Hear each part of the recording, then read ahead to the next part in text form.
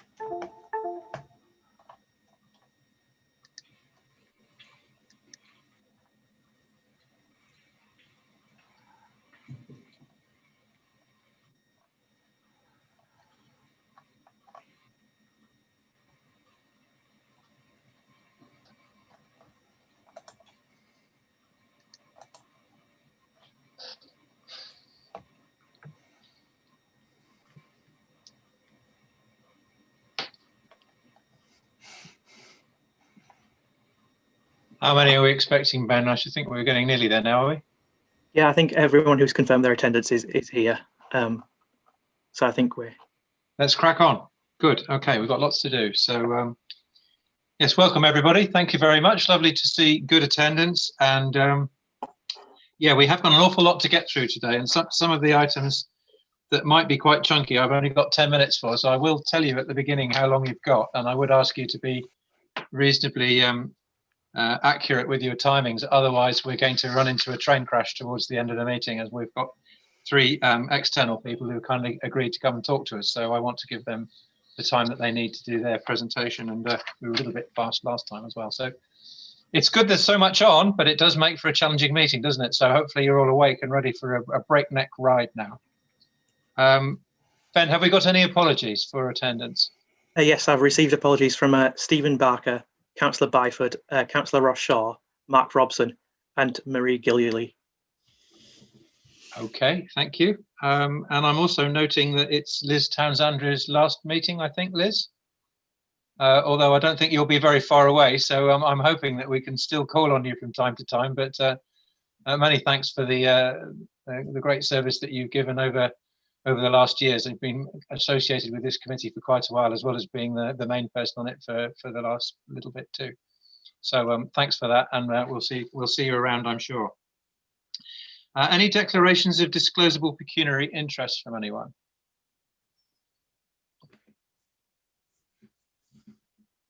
Okay, I need to say that I was approached by Huddersfield University for manufacturing champions at my company, AW Hainsworth. So if you could note that, Ben. I imagine we will join that scheme, so I probably just need to say that.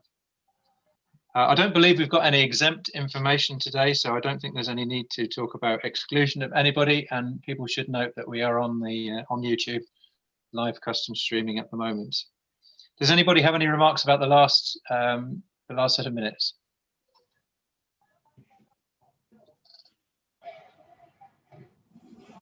Okay, good. So I've just a few remarks to say before we get cracking with the first agenda item. The Combined Authorities developed a devolution briefing booklet, and I think Sarah Bowers is probably going to send that out to each of us. I have had a bit of a sneak preview of it. It's very helpful, and it helps you to get into the frame of mind that we all need to be increasingly into over the coming months, that we're going to have a mayor next May, and one of the mayoral responsibilities is business growth. So I think it's going to feel quite a different environment to us from that point of view. So when you see your devolution book, do have a look, and it, as I say, it sets the tone for where things are going to be, and you'll get a better feel for what the role of the mayor will be in the new setup. We've also, secondly, there's some news on an application that was made to make Leeds City Region a space hub, and it's not a space station. It's not intergalactic, I don't think, but it is hopefully going to be a real thing in the city region, where we will have a hub which businesses associated with making and providing services to new space industries can convene. And I'm delighted to say Mandy Ridyard, one of our number here, has on the LEP, has agreed to chair that group. And if any of you do have any interest specifically in space, or you do want to know more about what will be happening in that area, then do contact Mandy. On Friday, the CA Combined Authority will be looking at a proposal for the expansion of reboot and employment hubs. Again, very important reboot, particularly for the training area, and we're getting some input on training later in the meeting. And employment hubs, very significant for us. Obviously, we're hoping that we can get some money to expand, and we're a bit more, as part of the point of the devolution deal, is we're a bit more in control of our own destiny for that sort of thing in 2021. And I'm sure nobody would argue against the need to get going with those priorities, employment and retraining, in the light of the COVID-19 challenges. Tomorrow is the spending review, so no doubt you'll all be looking out for that. And I think we would expect to hear something about business growth and post-Brexit, what monies might be expected. You probably know quite a lot of our money comes from European Structural Fund and other European type sources for the work that we do as this group. And so what that will be replaced with in January next year and going forward will be of great interest to us. So with that said, I think that's all my introductory remarks. Let's crack on to the economic reporting. Have we got James Hopton on the call? I see we've got a number of officers, which is great. Is James here, or is that going to be somebody else? Yeah, I'm here, Chair. Thanks. Thank you. So yeah, I'll just rather than run through the report, I thought what I'd do was just run through a few headlines that have or developments that have kind of occurred since the report was written, just to give a bit of an update on where we are now. So looking back a couple of months, we recently got GDP data for the UK for the third quarter, so up to September, which actually showed record growth in that quarter. So output was up over 15%. So clearly that reflects the kind of easing of lockdown that occurred from May onwards, and then took place over the summer and early autumn. So while that's quite positive, it's worth stressing that the economy was still around 10% smaller at the end of Q3 than it was at the end of 2019. So there's still quite a long way to go to recover the activity that's been lost through the pandemic. And clearly, I think, you know, given we're now in further restrictions, I think the expectation is that we'll see a further slowdown in Q4, though obviously we need to wait and see how that plays out. It's also worth stressing that the majority of that growth was really driven by consumer-facing industries, and business investment in particular was still quite low compared to where it was pre-pandemic. And looking at the labour market, slightly more positively, we actually saw a slight fall in the number of people claiming out of work benefits in October in West Yorkshire. So it was down by 0.5%, which is obviously a small job. But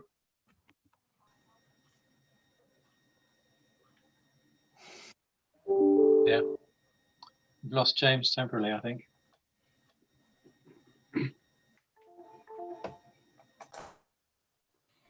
which was one of the kind of key pinch points that a lot of people were worried about, where we might see a spike. James, we just lost you for about 10 seconds there. You might just want to go back to the top of that paragraph. Okay, yep, sorry about that. So I was just saying we saw a slight fall in unemployment, which was helpful, encouraging to see, especially in the backdrop of what was expected to be the end of the furlough scheme at the end of October. So we thought that might be a key pinch point where unemployment increased. So far, the data suggests that that hasn't happened, which is encouraging. But again, it's worth stressing that there are still about 50,000 more people claiming out of work benefits in West Yorkshire than there were in March. And that's an increase of about 87%. So still, again, quite a challenging picture. And the more recent trend is a bit more challenging as well, in that the number of vacancies posted online has now fallen for 4 consecutive weeks. So since restrictions started to ease and there was announcements around further national restrictions, we have seen businesses being a bit more hesitant about recruiting staff, and that could, feed into a more challenging outlook for the employment picture in the coming weeks and months. We've also seen a big increase in business liquidation since mid-September. In large part, that seems to reflect changes in the kind of restrictions that were in place to prevent businesses from being liquidated during the pandemic. Those restrictions were eased by Companies House around the 10th of September. So from there, we have seen a big increase in businesses being liquidated, but it seems at least quite a lot of that is the system catching up when that kind of activity was unavailable over the summer. And in recent weeks, the number of businesses being liquidated in West Yorkshire has settled at around 400 per week, which is about 20% higher than it was pre-lockdown. So definitely higher than it was at the start of the year, but down from that kind of peak in September.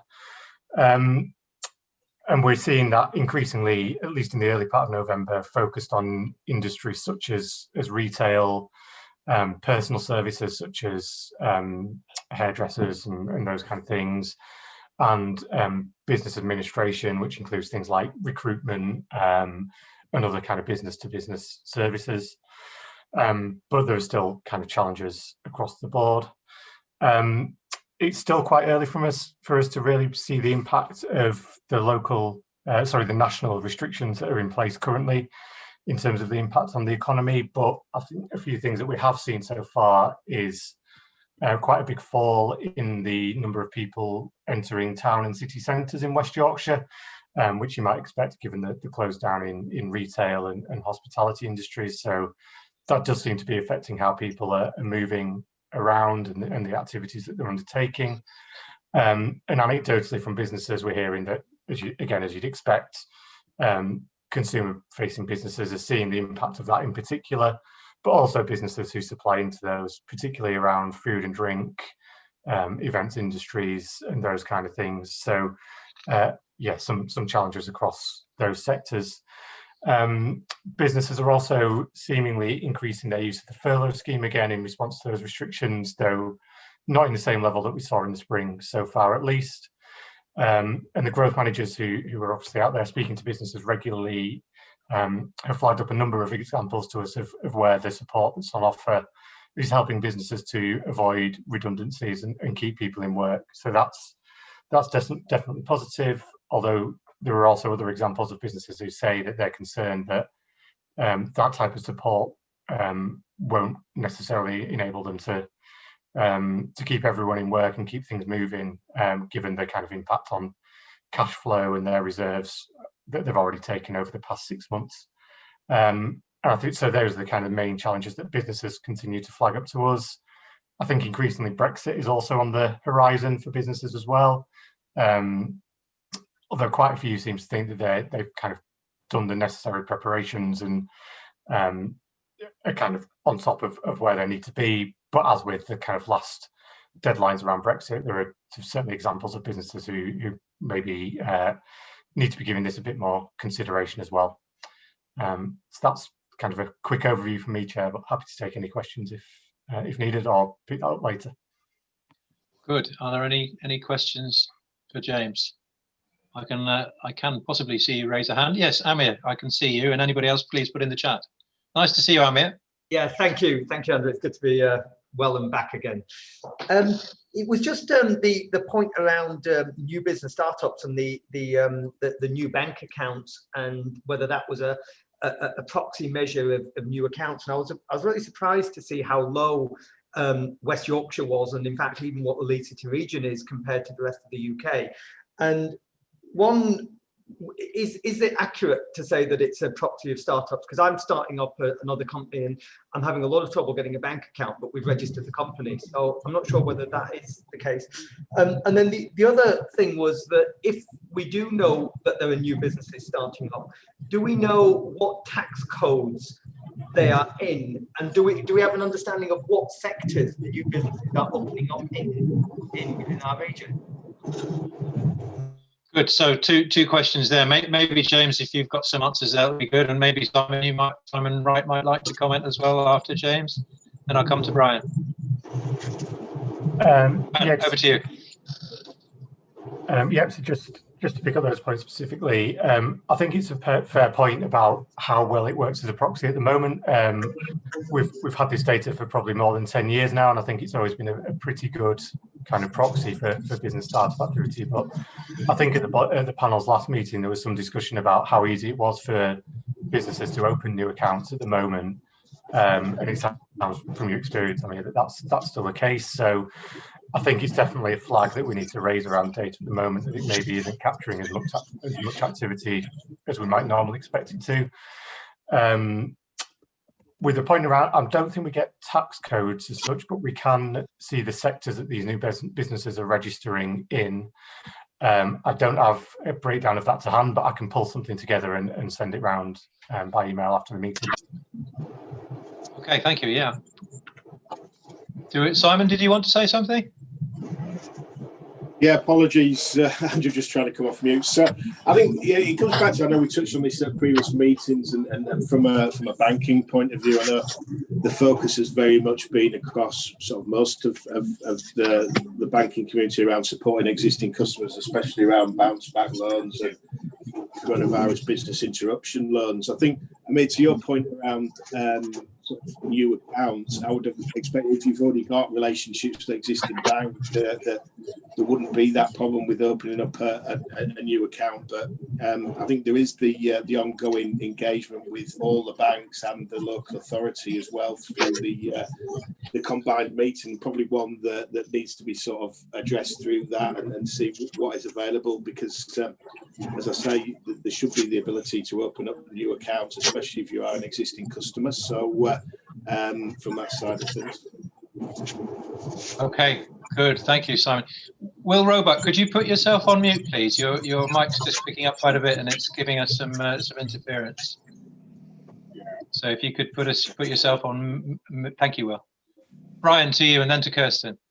Yeah, thanks, Chairman. We did pick up some feedback from the business community that it was extremely difficult to open a new business bank account during the pandemic, because I think the main clearing banks were supporting their existing customers and were, as you can imagine, inundated with applications for bounce back loans and CBILS and such like. And what that meant was a large proportion of new business startups went to some of the challenger banks like Starling and others, and they've picked up some market share as a consequence of that. I don't know what the current position is with the clearing banks, but it is something that will be on the agenda for the next banking call that's scheduled for later next month. And I agree. For business startups, I mean, obviously the traditional measure is VAT registrations, but that doesn't capture the really small businesses.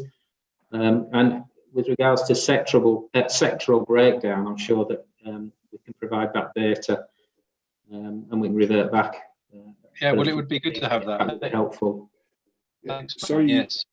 Sorry, Andrew, just to come in and start off that. So I agree, Brad. I think if you look firstly with bounce back loans and the significant volume, as I mentioned, that was the absolute focus for many of the main clearing banks, just given the volume that were having to be managed through that period. In recent weeks, clearly the focus of the banks has been on the top up bounce back loans and the changes to the scheme that the government announced. But as that volume starts to work through, that should release the capacity, in my view, to be able to obviously start to in effect open up and focus more around growth and new accounts. But that is absolutely just because of the sheer volume of demand around managing what's come through within that space, which has been significant.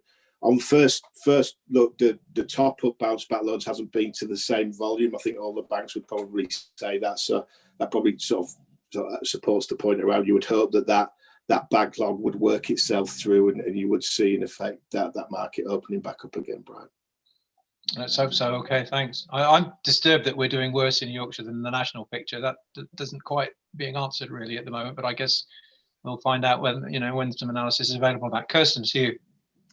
I was like, thank you. So I'm update on a different kind of point and then a question, if I may. So first thing is probably just worth kind of indicating where we think we'll be in terms of the tiered framework that was announced yesterday.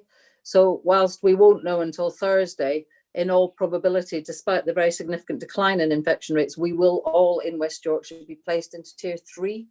Now, the particular concern in that, as you know, is that all hospitality businesses will remain closed, apart from those that can do click and collect and takeaway. And this will have a further impact really on that sector's prospects. But I'm as concerned about the supply chain behind the hospitality sector, because that's been one of the sectors that's been very hard to support financially. We are currently using the discretionary monies, or about to use the discretionary monies we've been given, which was a one-off allocation, and is probably going to be insufficient to meet the whole needs of that supply chain. So just for clarity for members of the big panel, the grants that are available for businesses that have restricted trading possibilities under tier 3 restrictions will continue. And those were backdated anyway for places where these had applied from July.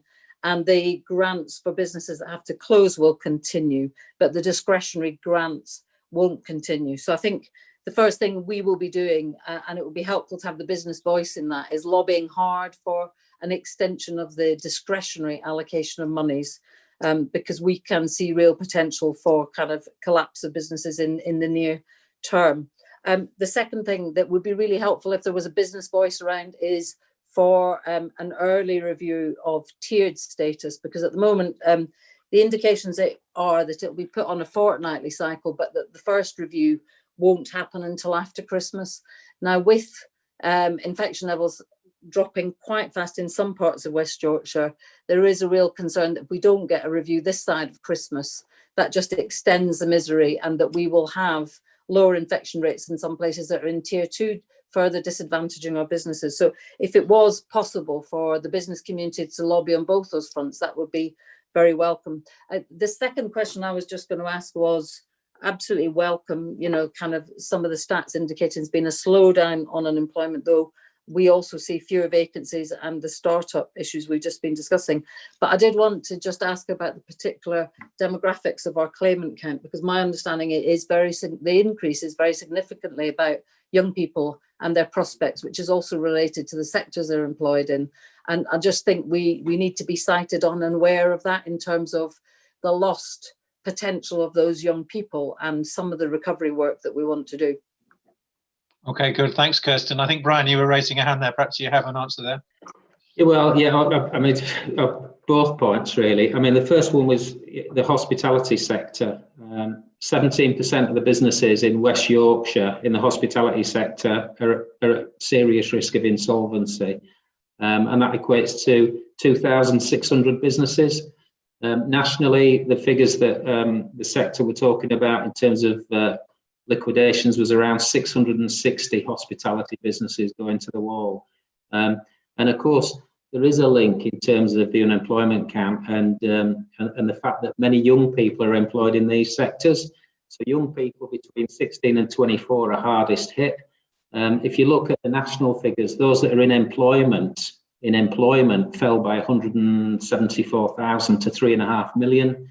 So you are seeing a disproportionate impact on young people, and that's one of the reasons as part of the recovery planning we're focusing on scaling up Reboot and the employment hub to help some of those young people find work, but they are disproportionately being affected by the situation we find ourselves in. And again, government have given no assurances with regards to continuing with discretionary funding when we go into, as expected, into the new tier 3 as we come out of lockdown. So any support the business community and other wider stakeholders can give us to lobby for more resource would be certainly welcomed. Okay, well, I'm sure I don't even need to ask for a show of hands on that. Everybody will be in favour, and maybe a small point in actually minuting that this group wishes the discretionary grant to be renewed and for the tiered status to be reviewed as quickly as possible. And I'm sure we will use our networks to reinforce those points too. Thank you all on that. Good, so we better move on. A very important section that we've just done there. Alex Clark is going to take us through the business productivity and resilience plan. And I guess there's a little bit of a feed forward in this item to Henry Riggs' one about business support, and particularly the productivity pilot that we've been driving through over the last couple of years from this committee. So over to you, Alex, if you could make this 15 minutes, please.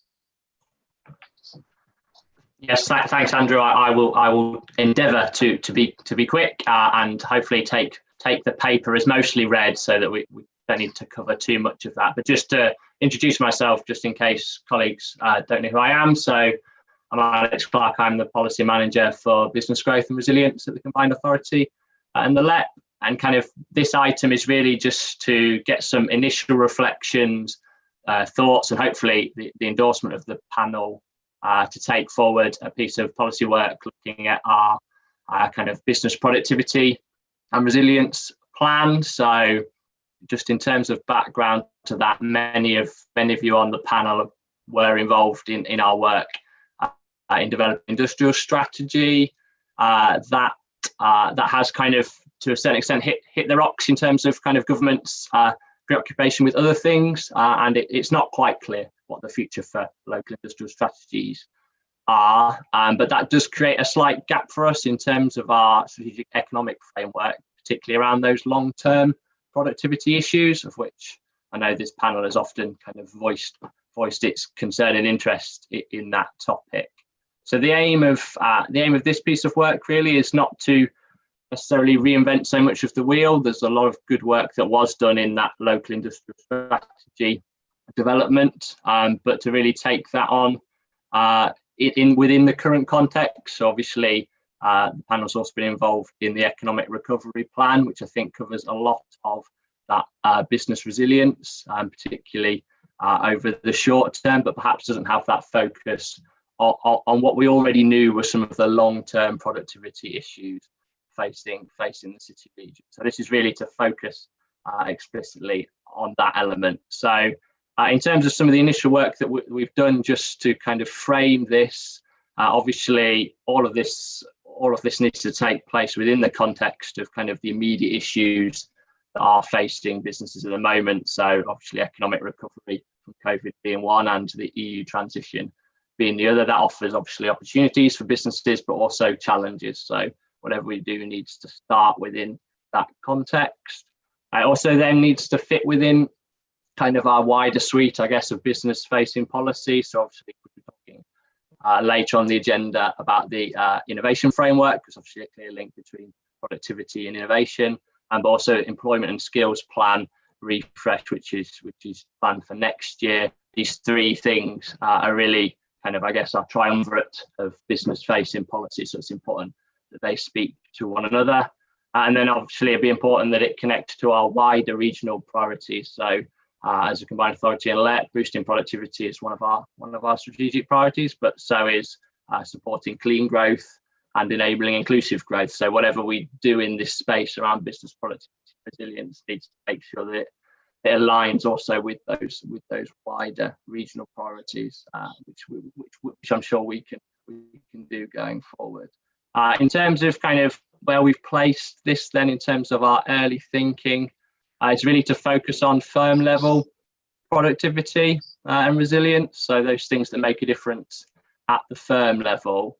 That's slightly different from the local industrial strategy, which had a kind of a wider view of productivity, including kind of infrastructure investment, housing, etc. And then in our kind of discussions at Big Panel previously around kind of how we took forward the local industrial strategy, we talked about an approach based on business behaviours and those behaviours that we know to drive productivity. So strategic decision making, investing in skills, innovation, in exporting. So I think the starting point will be to lead off from that business behaviours work and to reassess those and see kind of what our priorities are around those.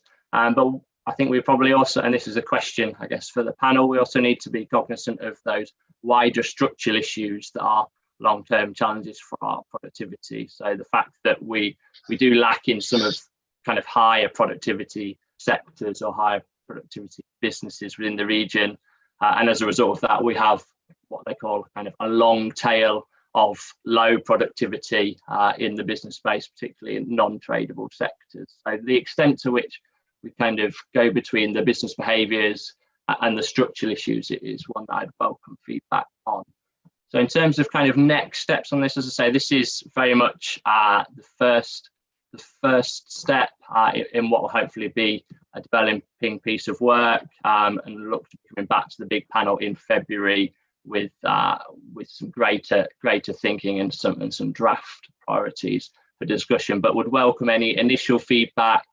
And equally, anybody who's kind of got particularly interested in this agenda, wants to have a further conversation, please do get in touch with myself, and we'll be looking to put some sessions in the new year to kind of focus more specifically on this. So I will stop there. Good, thank you very much, Alex. Liz has got a point on this one. Liz Towns-Andrews, please. Yeah, Alex, I strongly support this paper, and in my new role come January, I'd more than like to be involved in this to support the development of it.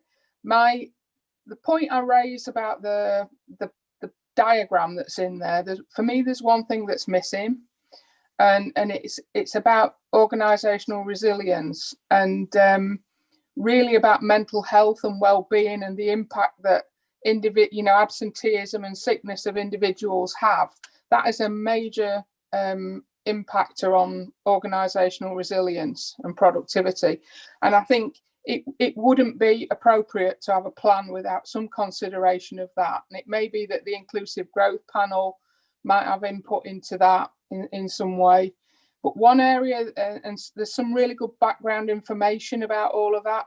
There's a National Centre for Organisational Resilience at the University of Lincoln. And if you look at their front page, there's some really good stats on that as to what the significant impact is of this on productivity. So I think that, coupled with this, would make for a very powerful productivity plan, and I'm strongly supportive of it. Thank you. Good, thank you very much, Liz. Councillor Mather, you want to make a point?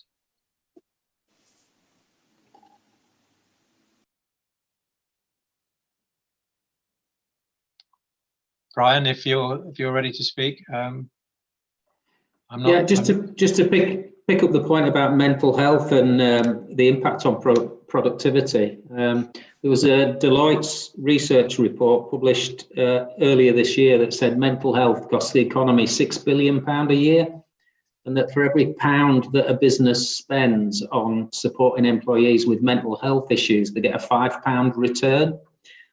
So I do think that that's a really, really important point that's just been made. And I think we perhaps traditionally think of business support around help for marketing, finance, access to finance, cash flow, and those kind of things.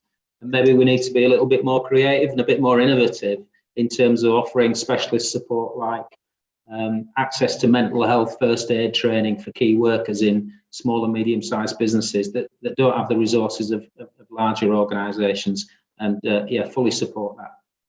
Thank you. Good, thank you. Very good point, I agree. Kirsten, to you. I'll be really quick. Can I come back in? Well, Oh, yes, Councillor sorry. May, I was please going to come back Please round to you. Is first. that Councillor May there? Yes, please, please. Yes, it is. I'm having problems with my connectivity.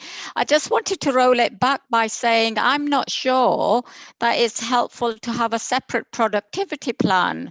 There seems to be a strong overlap with the previous work of the local industrial strategy and ongoing development of WYCA skills strategy and other work to access investment. My next point is, does it add clarity on how this will build on these earlier plans and the productivity pilot, which is cited as at paper 8, and the outcome of WYCA and are looking for in terms of the additional resources to tackle this issue? I'm not sure whether we need the panel or whether we should look at developing the productivity pilot and all the other areas of work. Okay. Thank you. Yeah. No, thank you for that point. And yeah, it's a discussion, isn't it? Whether this is a thread that runs through everything or whether we have a special look at it. I think we can probably do both at the same time. But I do take the point that you're making. Kirsten, you were going to speak. Yeah, well, interestingly, I was going to make a similar point, but from a different kind of perspective. First, I think we have got a vacuum in the kind of strategic framework now. The status of the list is unclear, and I think that we would want as a panel to push for there being some overarching strategic set of ambitions set, right, from which all other strategies and plans can flow. Second, you know, Alex, you've heard me talk about this, and I say productivity has to be critical, has to be central to what we're doing, because our performance is powerless, frankly, within a country that is powerless on this. So we cannot not have it as a kind of primary area of focus. But the point that I think Councillor Mather is making is well made. It would be really helpful when you bring this back to see an overview of all strategies and plans and their alignment. And I know you say we'll make sure they're aligned.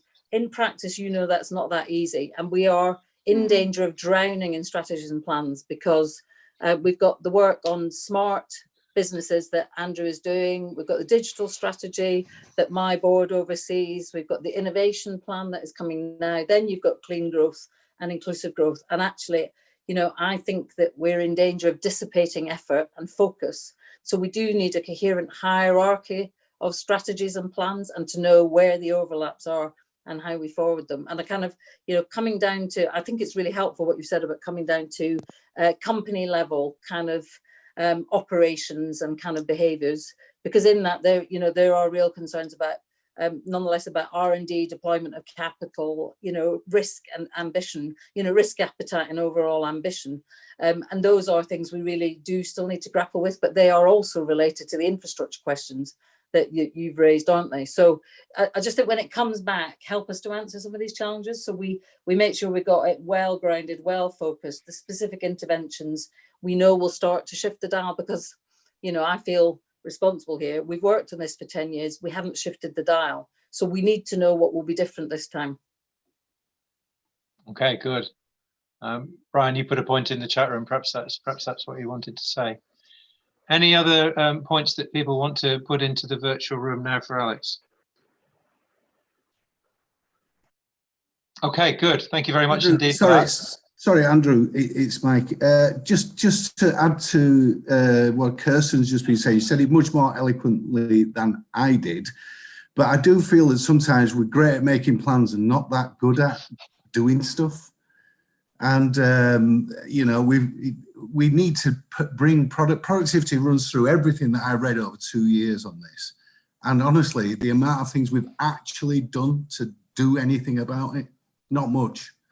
I think it's time to, you know, let's have a plan, great. Let's have a strategy, great, but let's do it as well. Good.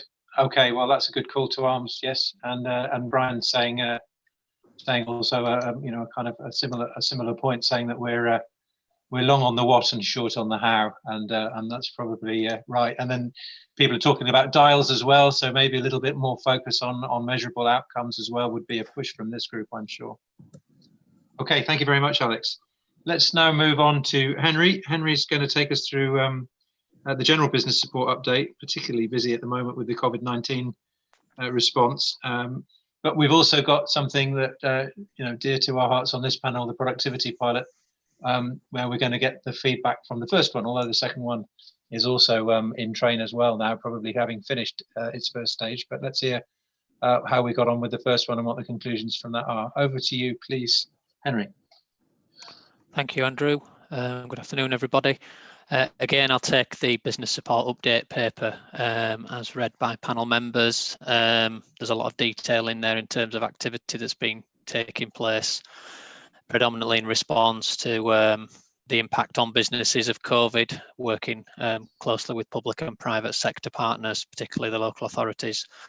And the considerable achievement of the local authority teams with the first round of grants, and then how quickly they're moving now to mobilise on the second round of grants, as Kirsten's described earlier. We've also been able to put some additional resilience grants into the business support ecosystem through our COVID recovery grants. We had 3,600 applications we're taking forward.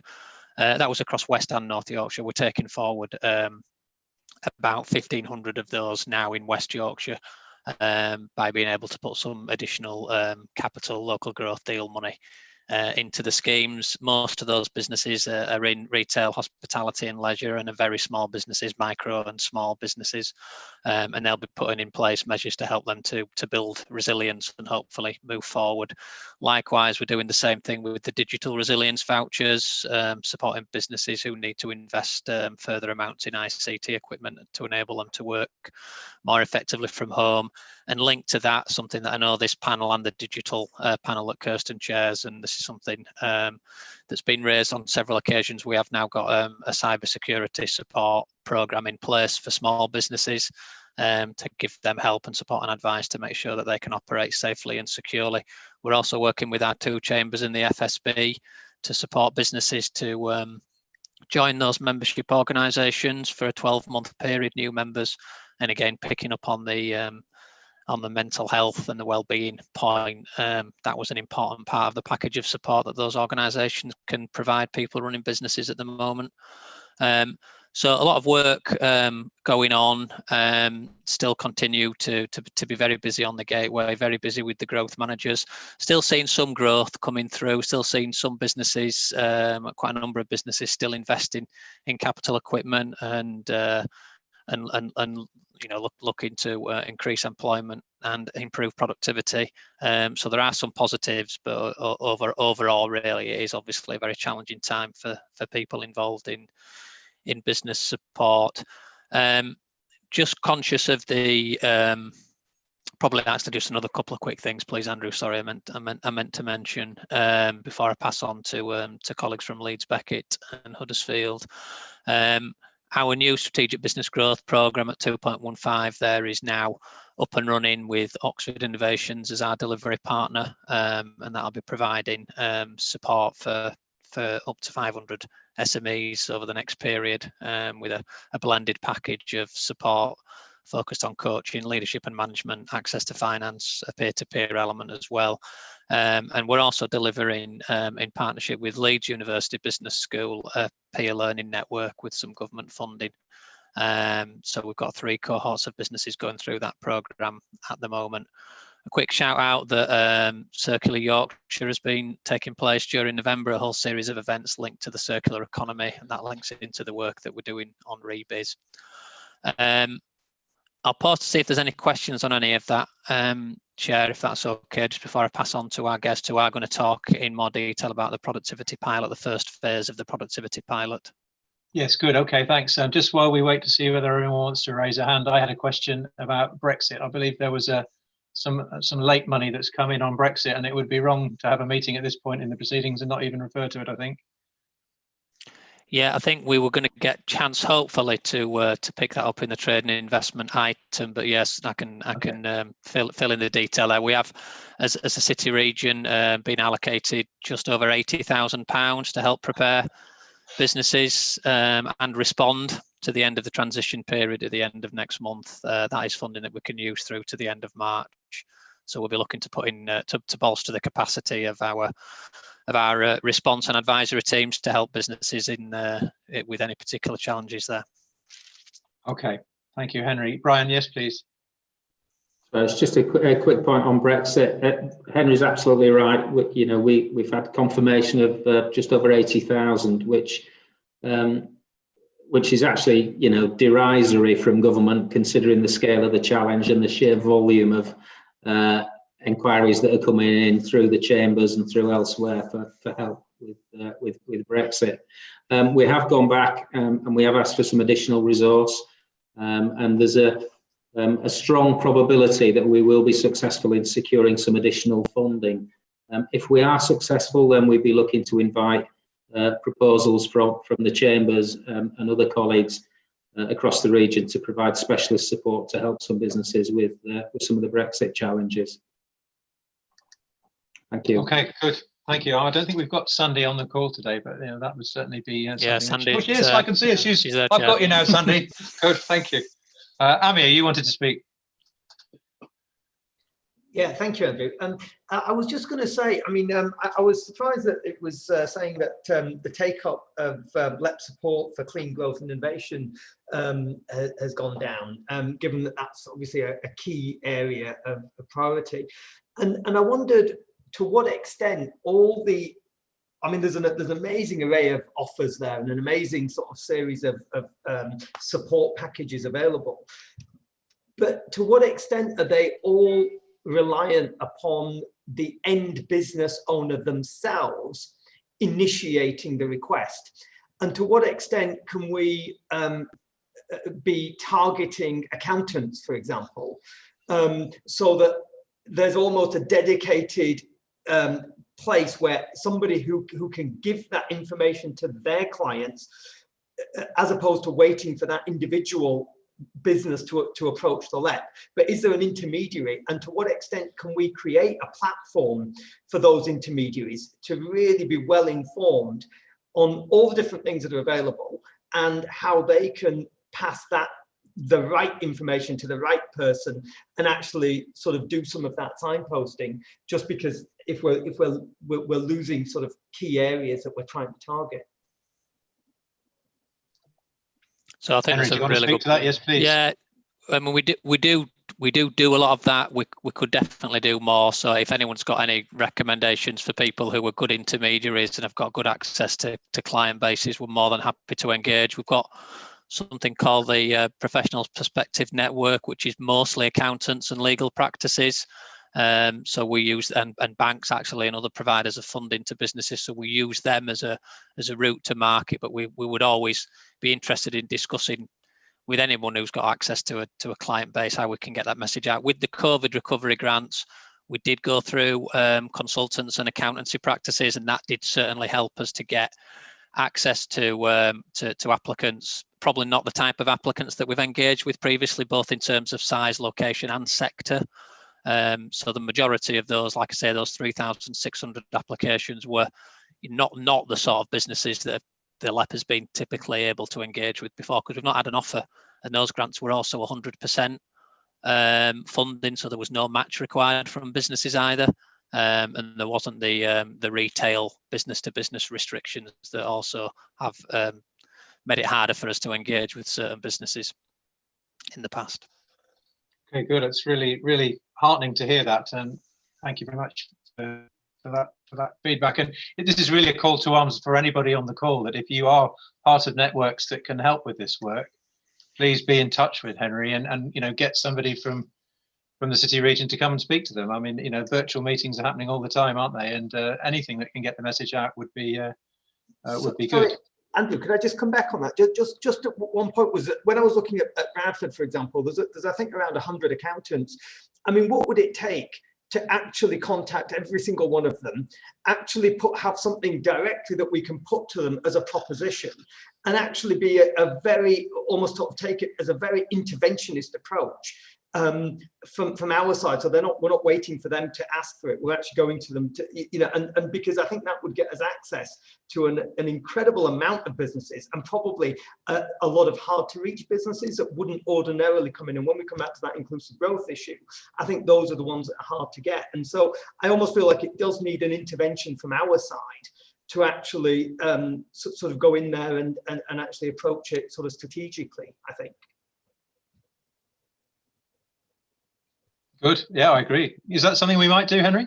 Yeah, certainly we can look at that. Yeah, definitely. Okay. Richard Paxman, you put something in the chat. Would you like to just say a little bit more about that, perhaps? Yeah, just as an example, and it's only a pretty basic example, but my other half actually is a landlord and owns probably about 70 properties across Huddersfield with a diverse range of tenants, from manufacturing to warehousing, small businesses to multinational organizations. And what he does now is, because we have a growth manager, I normally share all the links, all the news with him, and he packages that up and shares it in newsletters to all of his tenants, technically. And it's great because they aren't, like I think Amir's trying to explain, they're the people who are not probably going out to look for what support's available or what help there is. So just, it's simple and it's an easy thing to do. So if we can start using some innovative sorts of basic marketing techniques, I guess, to get out to a wider audience. The only thing I sometimes think from professional bodies as intermediaries, you see their email come in and you think they're trying to somehow maybe sell you something. No disrespect to any accountants in here. But I think from a landlord, maybe it's been a bit more supportive, or from other, but I know it's just getting the message out there. So that's what we do in our small little world. Good. It's a good offer. Thank you. And if there's any collateral available, Henry, maybe what sort of one pages that people can use, I think that would be helpful. Okay. I haven't got any more indications for you, Henry. So are we going to Natalie now? Yeah, I'd just like to introduce Natalie Allen from Leeds Beckett, and Ollie Jones from Leeds Beckett as well. And Steve Gregory has also been involved in this work from the University of Huddersfield. So this was to go back and look at the first cohort of businesses that received support through the productivity pilot.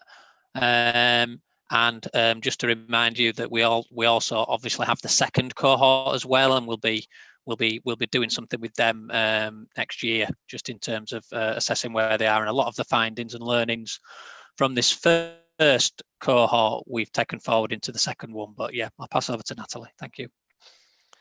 Thank you, Henry. Hi, everybody. Nice to see you all again. I'm actually going to hand straight over to Ollie, if I'm honest, because it's his presentation and he led the evaluation. So, Ollie, are you happy to share your screen? I am, if I can manage that. I'll pass to you, Ollie. Okay, can we all see that? Yeah, very good. Brilliant. So my name's Dr. Ollie Jones. I'm a principal lecturer at Leeds Business School, and we're working with the University of Huddersfield in a consortium to look at the productivity pilot, the first one. I'm going to sprint through the slides, so hopefully we have more time for questions at the end. We evaluated 7 businesses who went through the first pilot. What we did is we took the productivity plans and we scoured them for promises, for outcomes, and then we turned those outcomes into more specific questions, and then we interviewed those people in those businesses so we could evaluate both the questions. Essentially, we're looking for promises, and as we all know, promises are easy to make. They're like babies, they're easy to make, but they're harder to deliver. So we want to see how the businesses were able to deliver on those promises they made in terms of securing that money. Just a quick look at the businesses. There's a range of size in terms of employees and turnover, a range of sectors, and in terms of their productivity performance, they're all below average, apart from one. The one that's highlighted is significant below average, but they're working in a pharmaceutical sector, so they're slightly distorted. So they probably are the businesses that you want to target in terms of their overall productivity. And in terms of the size of the grant, it was around 440,000, and differing amounts was given to those businesses across that pilot. So what we did is we were able to look at those promises, and we kind of induced what those promises were all about. So we didn't come to the research with this framework. This framework came from the data itself. So at the top, there is core productivity goals a business said they were going to achieve. And as you move down the pyramid, you've got more indirect effect or a benefit from doing that particular investment. And the reason it's a pyramid is there's a lot more things at the bottom when you come to look at the promises than there were at the top. Some examples, so productivity goal would be something like direct labour percentage to sales. As you move down, you get slightly more esoteric type of promises and pledges that the business said they were going to, this would benefit them. When we look at those core goals and we say those productivity goals, how much are actual productivity? There's only a few that you would define as actual is going to be more productive in terms of that ratio between input and output. Quite a lot of them were performance improvement that if you do it right might lead to an increase in productivity, and some of them were what we would term supplementary performance benefits. So that's where we are looking at what the businesses said they were going to do. If we look at the profile of pledges, so this is, if you like, the data behind that pyramid. So you can see at the bottom, the things that are in hard black, they're kind of hard-nosed, definite kind of performance things you could say as a productivity gain. The things at the top in the light there, they're more fluffy end of the promises in terms of things that are more related outcomes to that. So the mean number of promises that the business has made in those plans was 22, which is quite a substantial number of things that the business said they were going to do. When it comes to look at the businesses after the investment, so a year, 12, 13 months after the investment was made, two of those businesses have dropped out of this initial assessment because one, half of them were ill and isolating with COVID, and the other one, that particular business had made the investment before they applied for the grant. So they are being treated slightly separately. Some of that investment was used in addition, so we're going to report on that separately in the final report. When we come to look at what we call the attainment, so how well did the businesses do as a result of that investment, as we move down the pyramid, the quantification of those, and I noticed people mentioned this before in the meeting, that businesses found it difficult to quantify the benefit either both in the plan and after the event. So we were asked to use the assessor's judgment in trying to work out how much of that performance had been achieved. We have the team of people that are involved in the pilot evaluation, a mixture of experienced people in terms of productivity improvement, but also experienced researchers. So there's a significant amount of expertise in making that judgment. So we look at the core productivity gains. So we're trying to assess the impact on actual productivity versus the ones that were enabling performance improvement against the vertical axis of attainment. So what you want to be in is in the top green corner where it's high impact and high attainment. So when we look at the businesses, we have one business that was in that quadrant. We're a second business where they can achieve just below half of what they said we were going to do in terms of the productivity gain. We've got a group of businesses that were reasonable, well, quite good attainment in terms of the performance, but in terms of actually delivering on productivity, less so. And there are some examples of that. So one was increasing capacity, which isn't the same as necessarily increasing throughput and productivity. So that's what the top of the pyramid looks like. We've moved down to the next level. This is where the quantification becomes more less visible. So we're looking for things that are high attainment and we can prove it, we can validate that improvement. So we've got some businesses that were in the middle, that they were partially able to quantify some of those benefits. And we've got a group of businesses at the other end where either both the attainment was less than expected and they couldn't really quantify it either. There's no visible means of doing that. If we go down the pyramid to the bottom of the pyramid, where we're getting to the fluffy end of the promises, you can see that the attainment is very mixed. You couldn't put it on a graph and draw any meaning from it. It is just mixed, but that is a function of that high number of pledges, the 22 pledges per business. You're going to expect to see they're kind of overpromised in that regard. When we come to look at the more policy end of the pilot, so we can see here we plot on the bottom of that graph the application score it was given to in the panel when you approved the money, and compare that to the intervention ratio in terms of how much proportion of the grant how much grant you gave in proportion to the capex by the business. The bubbles on the graph are the size of the capex. What is interesting about this is a very small sample, but even so, the businesses that scored higher in your evaluation, you actually gave a lower intervention ratio compared to the ones that scored least, and the businesses that were most successful were the ones with the highest score, the highest LEP score, and in fact the one that was most interesting, the one that did the best, was one where the actual grant was the smallest. So there's some interesting things to take forward to the next stage of evaluation. So the things that the emergent themes, and these are directly related between the plans that the business produced and the outcomes. So the ones that had a definitive productivity goal have succeeded to a degree, because there's a lack of link between improving the performance of a local part of your business or a particular machine in your business does not necessarily result in a productivity gain overall, because that's not necessarily thought through enough in terms of what we can see in the plan and what we saw in the outcome within the business.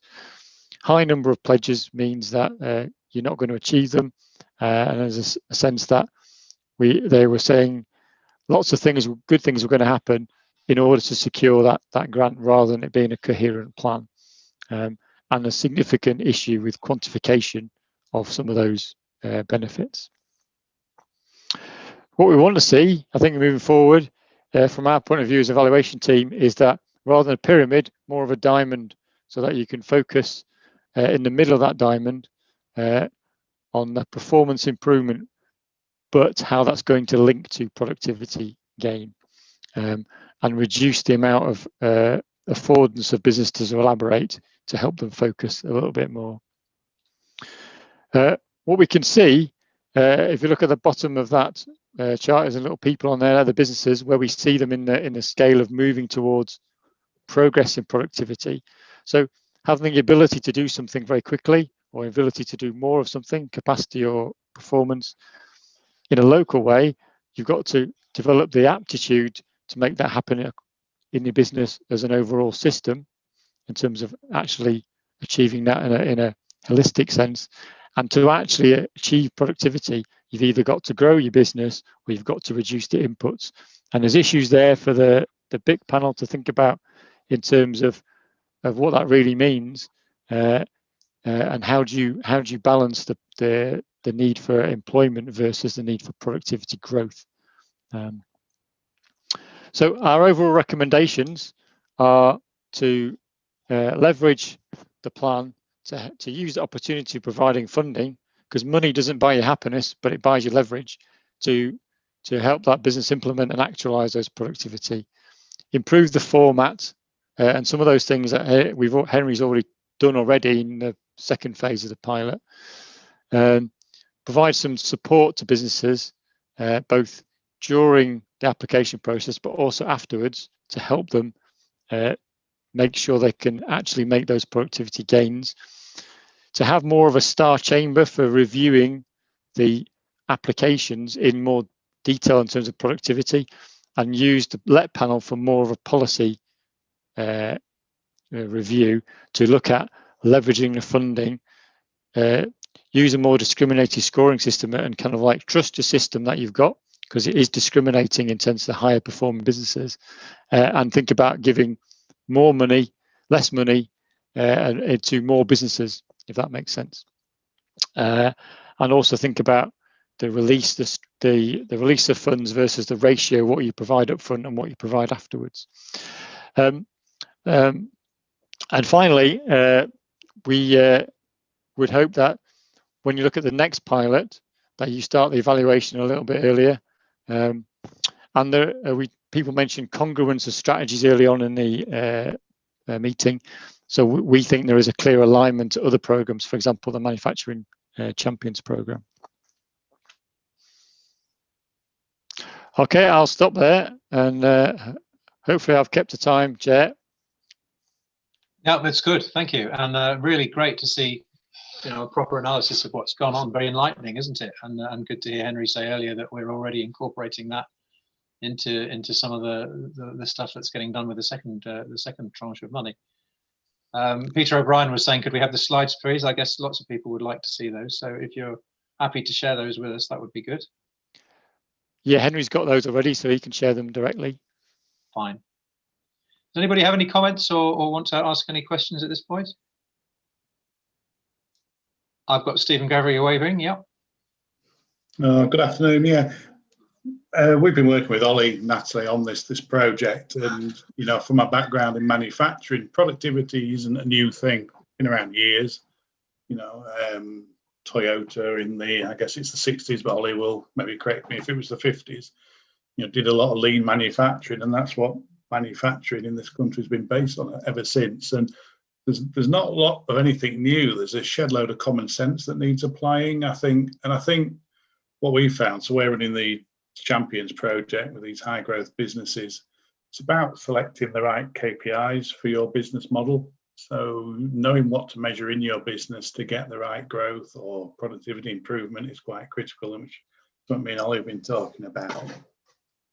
I think one of the things we need to think of as a region, and I'm aware from my maths days, we don't have many OEMs in the region, so we don't have a lot of OEMs driving down the kind of productivity improvements that a lot of aerospace and automotive did in the kind of 90s and thousands.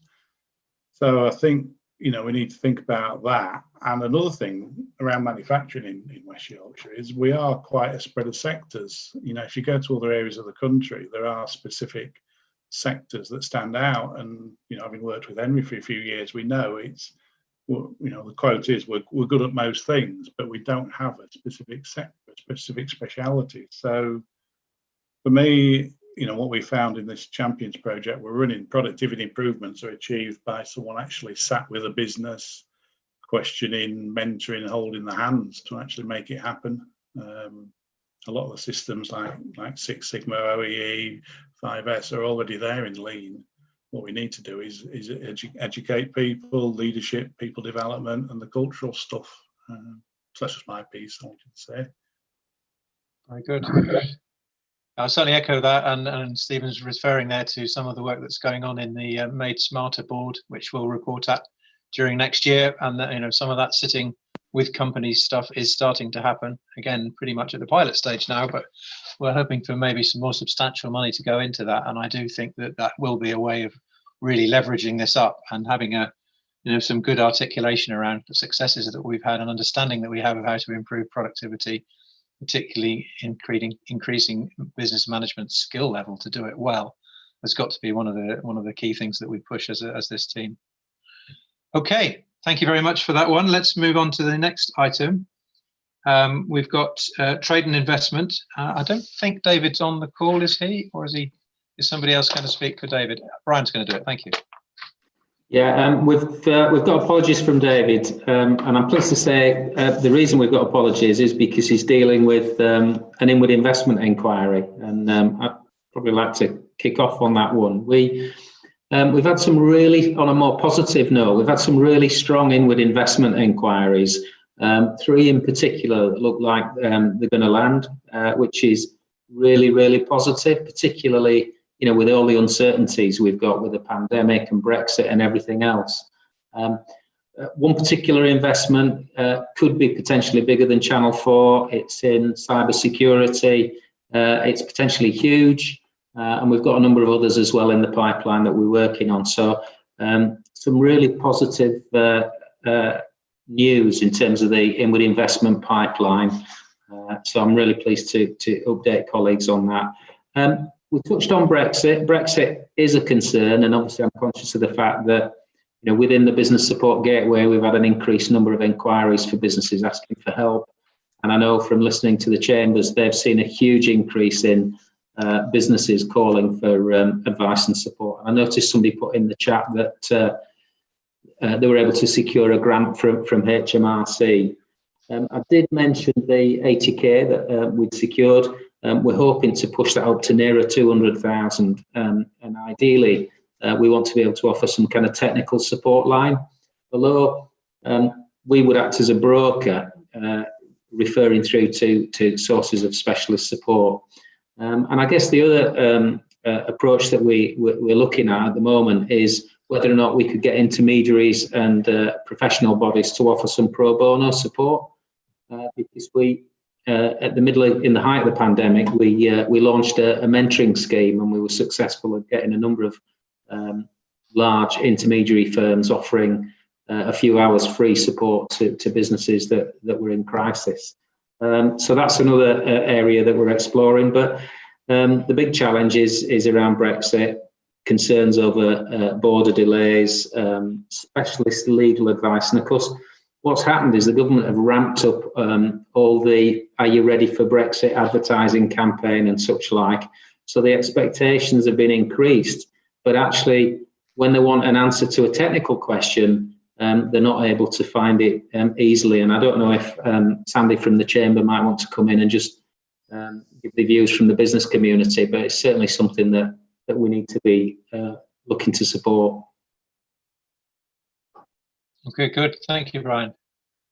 Yep, I would certainly like to hear from Sandy if she wants to say anything. Otherwise, are there any questions on the trade section? Andrew, I would like to say something. Yeah, the volume of calls in the last month, we're averaging at any time over 3,000 calls from businesses saying, I get this message about raising awareness, but if we had answers to, I think as a network, we've got 24 questions outstanding with government that they haven't answered. So the companies are saying, we get that we have to prepare, but if you don't tell us the facts on quite a number of issues, we can't do anything. So give us the facts and then we'll prepare, but don't criticise us. So there's a lot of bad feeling around at the moment, and this, not knowing whether it will be no deal, and also particularly on pricing. How can people plan if they don't know what tariffs are going to be in place? And getting ready for the 1st of January is just impossible at this stage on so many fronts. So a really problematic situation. Thanks for that snapshot. I mean, I certainly recognise everything you're saying there, Sandy. We lost £4 million worth of business last month because we couldn't say whether there was going to be an 8% tariff on what we were selling or not. I mean, it's very, very difficult. Anyway, let's just hope that by the time next we meet, at least there's some clarity there, and we can get through this very nasty couple of months. Okay, any other questions? Otherwise, thank you very much for that on trade. Yes, there is one. I'd just like to make a small point, Andrew. Yes, please, Councillor Mather, go. Yeah. So basically, it was really, really interesting and heartening to hear that there is a strong investment inquiries, and I'm also heartened to hear that whilst we may get the calls, the government isn't actually stepping up to the plate. The paper itself, I'm a bit concerned that it's largely silent on the fact that the EU transition period is coming to an end.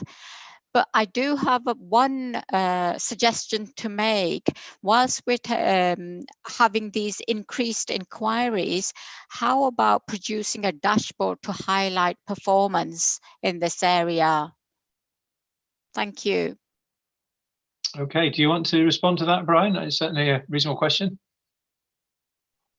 Yeah, I think that's an excellent challenge. I think the issue, as always, is it comes down to resources. I mean, hopefully, we will be able to secure that additional funding from BEIS, which will mean we can put some additional resource into supporting businesses with some of these challenges. And of course, the technical expertise we wouldn't have in-house, but we could commission that through partners and through intermediaries to support businesses. And I think the point with regards to the dashboard is a really good one, because I certainly know the nature of the inquiries that are coming in could be categorised, and we could start to put in place much clearer much more clearly defined requirements in terms of the services that we're commissioning should we succeed in securing the extra funding. And then at least we've got some metrics to see whether or not we've addressed the issues and challenges that have been identified by the businesses. Very good, thank you. Thank you. Okay, with that, let's move on to the next couple of items we've got on innovation, and then ending the meeting, we've got a couple on skills. I'll just pass over to Sarah now, who's going to give us the framework on innovation that's being prepared, and then we're going to meet Louise Birmingham, who's doing the successor to our previous innovation efforts, Connecting Innovation. Sarah, over to you. Thank you. Well, we are short of time today, so I wasn't going to go through the presentation in any great detail because the draft framework is part of the pack. So I'll assume we've kind of looked at that and the paper. But just to pull out a few points really. So we've developed the evidence base for the new innovation strategy based on the kind of the work we did for the local industrial strategy, an awful lot of consultation and data gathering. We have included a lot of feedback from the West Yorkshire Innovation Network, and importantly from this panel over the last couple of years. A lot of the discussions that we've had over the past 2-3 years have fed directly into some of these priorities and the shape of these priorities. So there's 11 priorities set out based on the evidence, based on consultation today, based on where we think we need to go.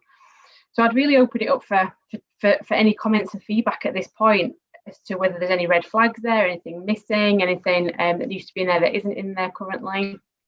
Based on the conversation today, assuming everything goes well, we're planning to go out to public consultation later this week to really get a much broader range of views and opinions and make sure we've got a lot of buy-in for this, because it really is going to set the scene for future investment in innovation across the city region. So it's a really great time to sort of have this chat and get this framework in place.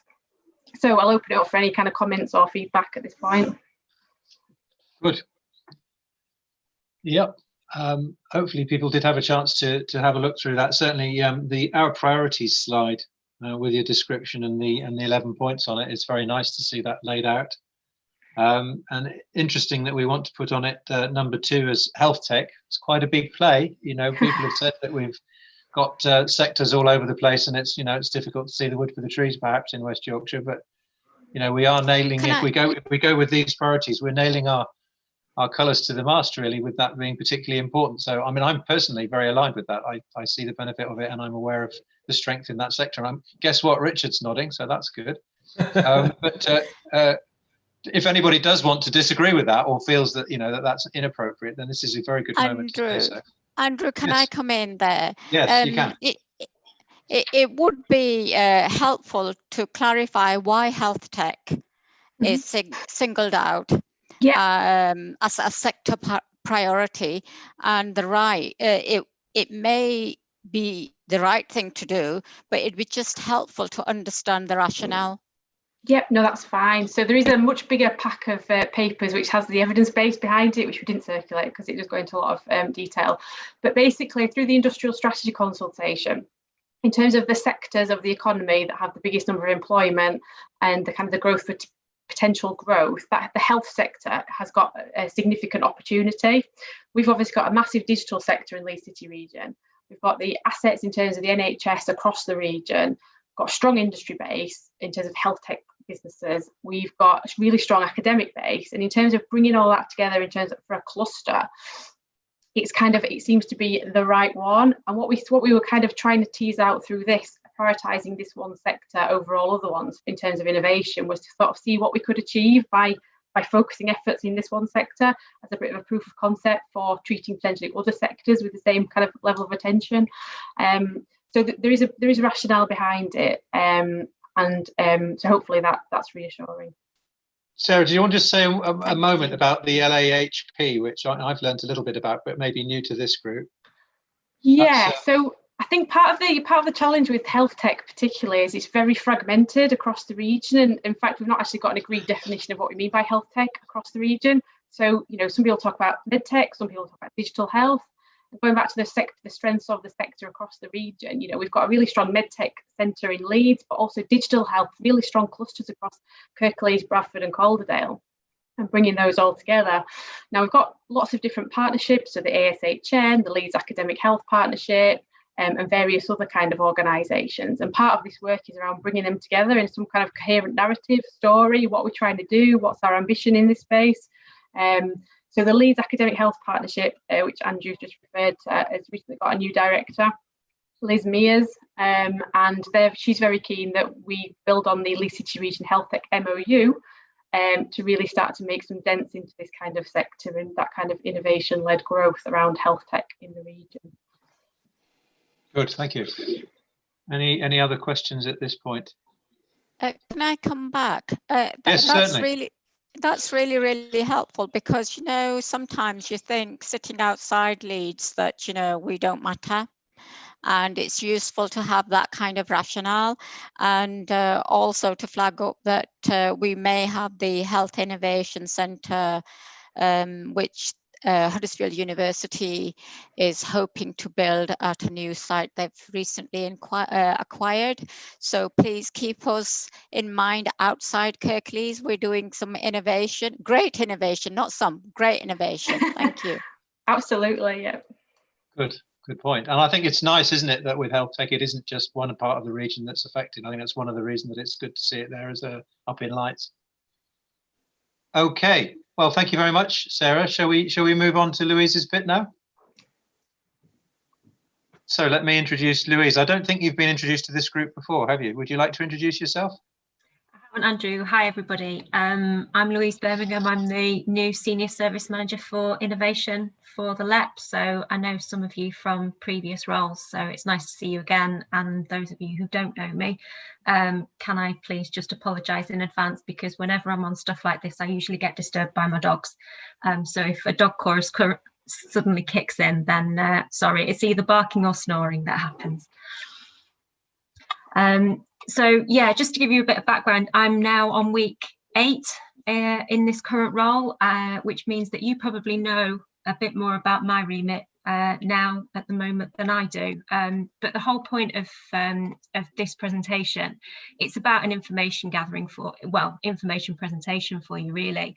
Obviously, we had the Access Innovation that was the predecessor project to Connecting Innovation. So there's been the paper circulated about what Connecting Innovation is, the fact that it's now launched, and we just thought it useful to just share some of the lessons learned from Access Innovation that you guys have also spoken about as well, that's enabled us to get to Connecting Innovation, how it is, and then just take you a bit through how it's currently working. So we did learn lots of lessons which you'll be informed about, but the main important ones that we found is that funding is important, but the SMEs do have much wider needs than just financial when they're innovating. And what we found as well is that the support, it sounds obvious, but the support shouldn't just end at the time that the grant is awarded, if they get awarded a grant. It needs to be an all-encompassing, wraparound body of support, because so many SMEs don't actually have the internal capacity or knowledge to help develop their innovation projects. They need that support, they need that guiding light, they need that objectivity. So Connecting Innovation, as you're aware and championed, should be about providing not just that funding, but that wraparound support. It's about that connectivity, hence Connecting Innovation. But also there was the finding as well that the innovation ecosystem was complex, so we needed that unification, and also that communication was key. Within Access Innovation, we didn't necessarily have a particularly great way of communicating with the stakeholders, with the businesses that we were looking to engage. And we needed to be able to understand the different markets and communicate in language that resonated with them, not necessarily our language. So on this call as well is Jess Isles, who's our marketing and comms officer, specifically dedicated and funded through the Connecting Innovation project. So she's around to say hi, and also if you've got any specific marketing or comms queries in relation to innovation. Jen, I don't know if you want to just pop yourself on mute and just say hello so that people can see your face, because this is really odd still meeting in these environments when you're new to the game. Yeah, of course. Yes, hello everybody, I'm Jen. Yeah, as Louise said, we're really trying to reinforce this new messaging around connecting innovation from a support capacity as opposed to just offering funding opportunities. So I'm sort of really trying to build that network and build those relationships with comms contacts across the network, but likewise sort of any specific queries, thoughts, ideas, you know, we welcome all ideas. Thank you. So with that in mind, if I can just share this screen with you, hopefully. Can you see my screen? What connecting innovation? Yes, that's worked. Thank you. Not brilliant. Okay. We can circulate these slides afterwards for you, but this just gives you a quick whistle stop about what connecting innovation is and what it isn't. So just picking out a few of those, it is about having that impartial innovation service for the region. It's not about just a grant programme. It is about filling the funding gap. It's not about funding to do more of the same. And what you'll see is what connecting innovation is not on the right hand side is probably everything that we've been asking you about, the information that you've been gathering and feeding into us, and that which we found out from the businesses that we've been supporting as well. But just to pick out a couple of really important points, connecting innovation is about being needs led. So it's about resources for the SMEs to understand and talk about what their specific needs are. It's not about necessarily what is just on the market. And what the most probably important thing to remember about this, it is that wraparound service. It's about being able to know what the entirety of the ecosystem is in due course, being able to signpost accordingly, and being able to help the SMEs navigate that support network. We know what it looks like, or we will, and we will have that map so that we can make sure that those businesses go to the most important places. But I hasten to add, it's not the only way that businesses will access the support. It's one of many avenues, but it is a really good open door policy that we have. So just knocking on, bearing in mind, it's about this connectivity, it's about this wraparound support. The way in which we're positioning this is that it focuses on the expertise of the innovation growth managers that we have, which you've got across the top of the screen there. And it's about having conversations. So at this stage, it's not about anything to do with eligibility. It's not about one size fits all. It's about individual conversations. It's about understanding what that business needs. And it's about being able to know what the ecosystem does, what the ecosystem says, and making sure that we can signpost those businesses to the most appropriate source. The way in which connecting innovation is different, however, from access innovation, it is both an enabler and it's a solution. So whereas access innovation was the solution in terms of the grant systems and potential support, connecting innovation is the enabler to the solutions as well. So just if you just draw an imaginary line across the center of the page, that is your enabling function. And these are the signposts to the very, very different solutions that exist, one of which is connecting innovation as a solution, as well as an enabler, but it is not a competitor project. From a business's perspective, however, it needs to be simple, it needs to be clear. It's 3 steps. They have a conversation with the IGMs, they have a conversation with us, whether that be through the Innovation Network, which we'll touch on in a second, or whether they contact us directly. And we through the IGMs, will provide the recommendations for the best source of support. That could be on external to the Connecting Innovation solutions. That's perfectly permissible. It's about, again, that wraparound. It's about a no wrong door. It's about making sure that the relevant support areas in the network are utilised to best advantage, and we just fill the gaps where the gaps are identified. Yes, there's hard outputs. It's obviously ERDF funded. So we've just dropped in there so that you are conscious that we do ultimately have targets. We do have hard and fast things that we need to meet. And for those of you with maths, you'll quickly see that we need to support about 160 businesses with meaningful interaction, whether that be through the support of grants or sustained activity. But our remit is much, much wider than that. It's about providing support to any business that comes to us. It's about being able to know where we need to send them. It's about getting them to the right source of the innovation support that they need. So we ultimately need information coming into us, which will be achieved through the mapping exercise, through the innovation network, so that we know where we can send those businesses to, and that we can take support from and give the support in any which way. So with that in mind, and I've mentioned about the network, Sarah, do you just want to, I can control the slides, but do you just want to talk about the innovation network for a second? Please, yeah, thank you. Next slide. Thank you. So just a brief bit of background about the West Yorkshire Innovation Network. Building on the MOU back in 2017 that we signed with Innovate UK, the purpose of the West Yorkshire Innovation Network is to build on that and kind of identify new opportunities to work better together across Innovate UK, but also across the wider innovation support ecosystem of the region, to coordinate things better, join things up better, make things a lot more simpler for businesses to navigate, join up on messaging and all that kind of stuff, and just make it easier for businesses ultimately to help them to innovate. This is the formal text that was in the devolution deal back in March. If you move the next one, Louise, please. Yep. And this is kind of how it's landed right now. So we've got it's a bit of a tiered approach to the network. So we have our core network, which is the kind of all the innovation support providers and individual from those. So the universities, all the universities, RTC North, EEN, Innovate UK, and various others.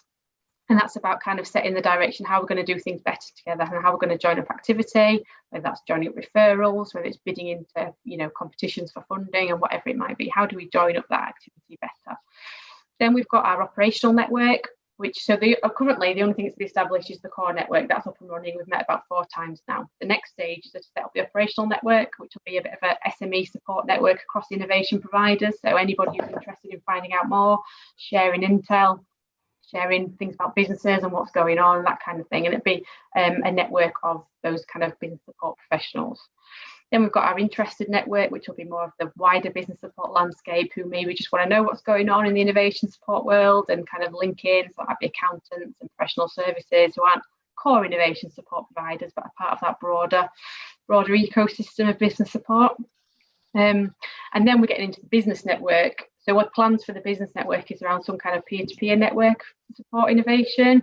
Not quite sure what that's going to look like now. There's a lot of work to be done in that to make sure it's fit for purpose and it's got a hook to get businesses in and get businesses engaged. But that's the plan, some kind of a business peer-to-peer support network.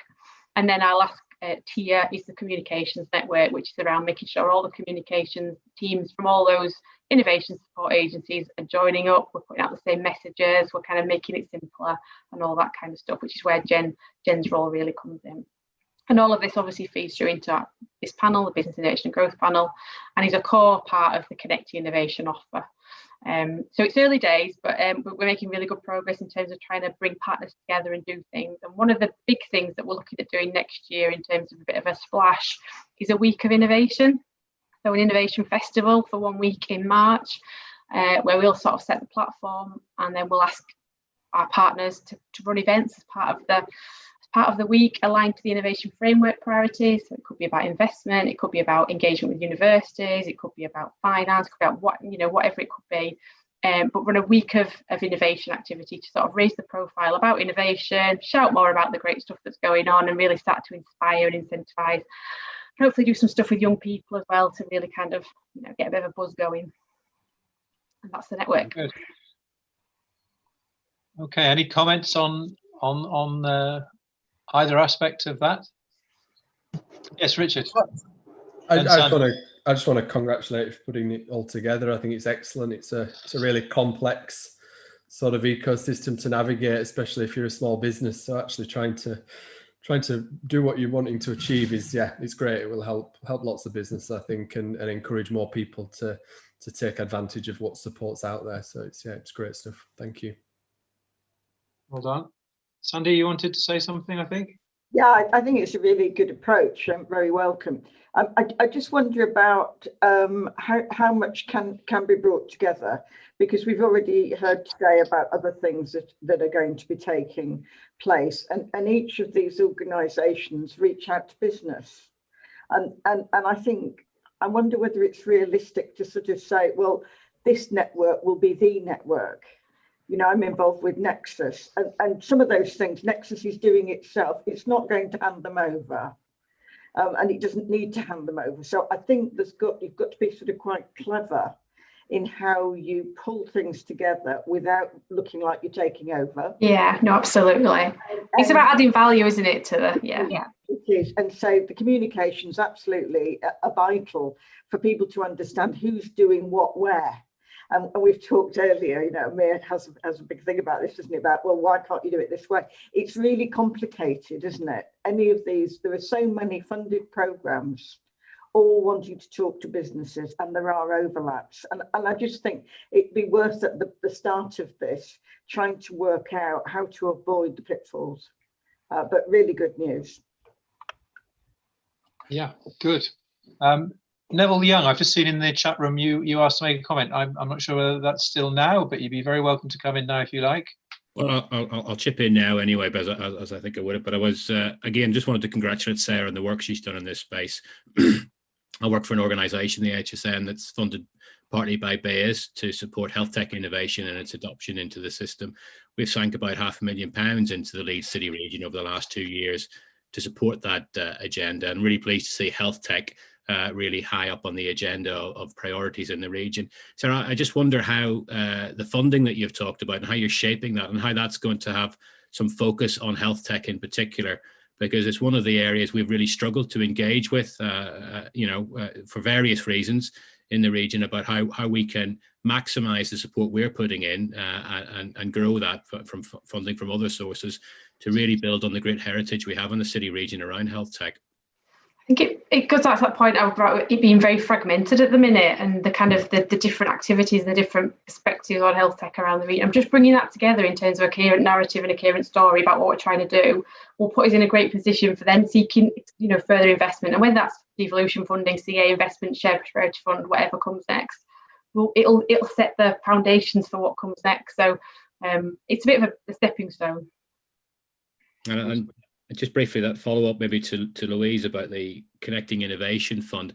Will that have a focus at all on health tech, or is that a very broad fund? And we'll I'm not saying there's a right or wrong answer there. I just wonder, will there be any flavouring layered into that fund to support the health tech agenda, which is high up on our list of priorities regionally? There's two different elements of the fund.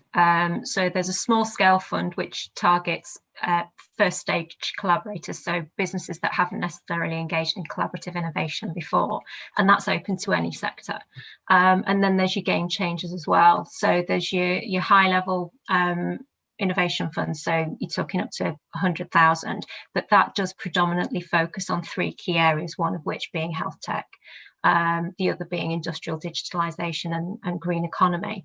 That's not to say that that higher level fund is exclusive to those areas, but we recognise that those three areas are the ones where we are going to get those game changers, but also where the gap exists that we could actually fulfil as well.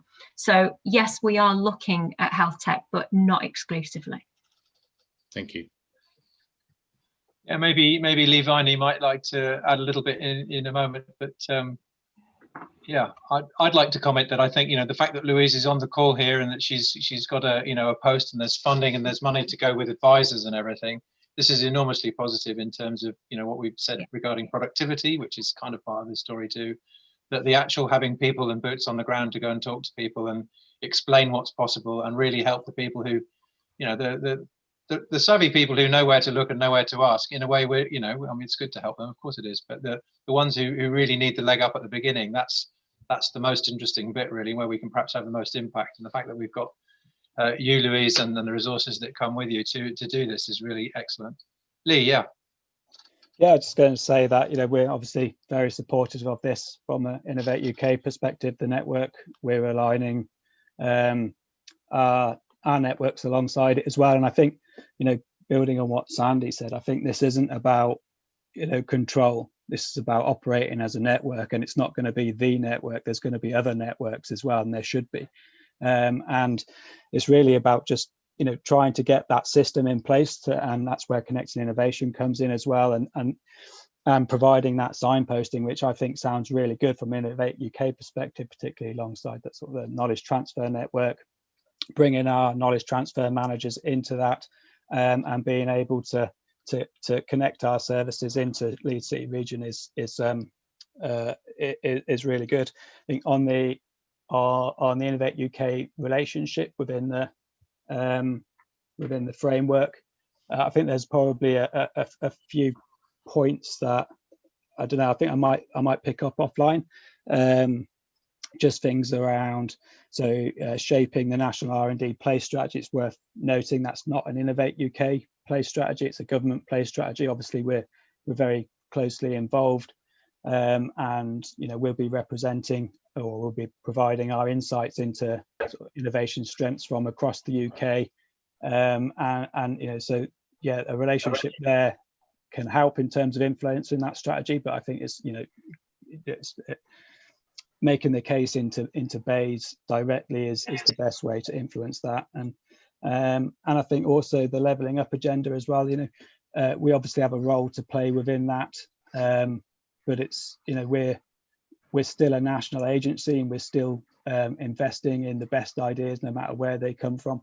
So I think there's some nuances around these bullet points here that might be worth having a conversation in a bit more detail about how we work and how we build that relationship. But overall, very, very supportive of having a stronger relationship with the region, and I think delivering aligned communications and joining up programs is probably a really good area that we can sort of progress on in sort of shorter term. I really want to encourage all the information sharing we can across this group would be really good. Okay, thank you very much, Sarah and all. Louise, that I think concludes the innovation part of what we're doing this afternoon. So now we're into this final section, which is on skills, and we've got two sections on this: employment and skills, which Sonia is going to talk, Sonia Midgley, and then we've got Mark Temple introducing us to the local digital skills partnership. So two new peoples, I think, for this group, but great to be doing some cross-panel fertilization. That's partly what this is about now. And as we always comment as part of the Business Innovation and Growth Panel, skills is clearly absolutely essential to achieving all the things that we look to do too. So Sonia, very much welcome. And if you could introduce yourself, please. Andrew, unfortunately, you've got me today, as Sonia's last minute not been able to make it. I'm Ian Smythe, I'm Head of Economic Policy, and Sonia sends her apologies. But this paper really is mainly an update paper, and a bit of a holding position for you in advance of a more detailed conversation we need to have with this panel in quite early in the new year.